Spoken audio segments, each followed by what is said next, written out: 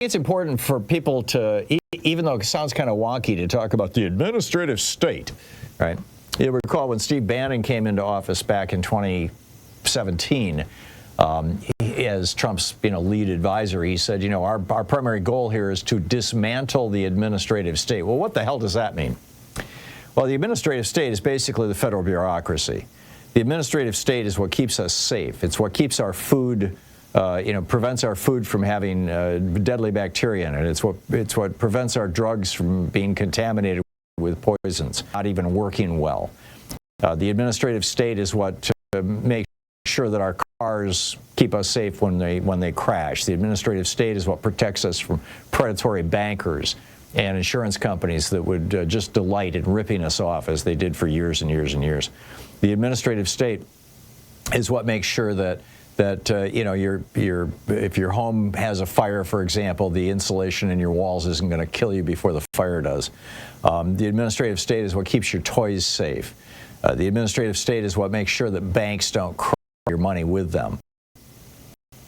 And Trump and the 6 Republicans on the Supreme Court are dedicated to destroying or dismantling the administrative state, because the administrative state is the primary enemy of giant corporations that want to pollute, that want to rip off, that want to and also the administrative state in the Biden administration anyway has been going after monopolies. They've been blocking mergers. Most recently, Kroger's and Albertsons, as I recall. They just, they're in this lawsuit with Google to force Google to break up. It looks like all that's going to go by the wayside. So what we're going to end up with, if what Bannon and Trump tell us is true, and we have no reason not to believe it is that this regulatory framework, the administrative state, is just going to go. It's going to be destroyed. Or substantially weakened. Now, what will the impact on that be for you and me? Well, first of all, everything will become more dangerous, right? We will all be more subject to corporate predation. But secondly, and I think this is a big deal, the administrative state is what keeps the economy together. And if you crash the administrative state, you're inviting, at the very least, a recession and possibly a depression. Every Republican president since Nixon had a major recession during their presidency.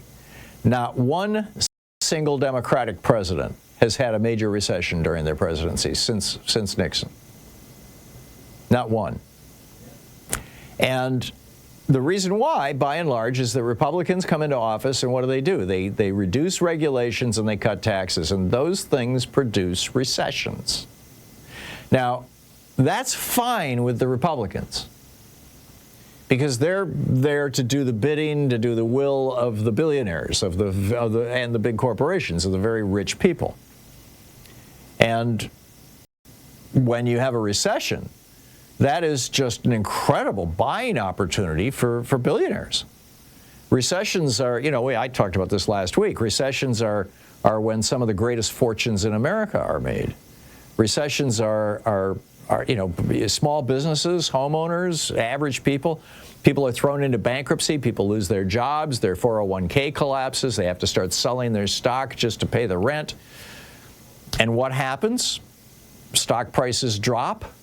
Housing prices drop, businesses are in crisis, and small businesses start going out of business, and the vultures, the billionaires, sweep in and buy up the stock and buy up the homes. We saw that in a big way in 2008, 2009, 2007, 2008, excuse me, and buy up the small businesses.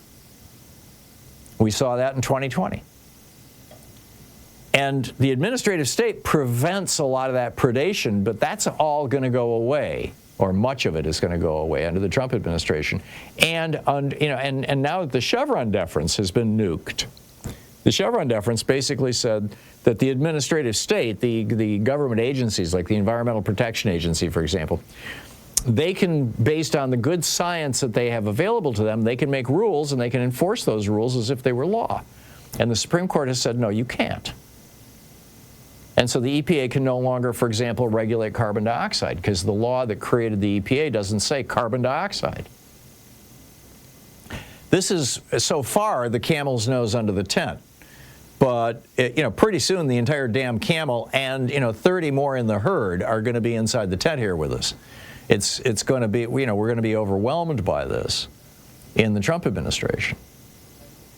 I mean, just consider how, what he tried to do in his last administration. I mean, he's how corrupt. And that was like minor corruption because he wasn't actually destroying regulatory agencies. He was just putting people in charge of them who didn't like their mandates.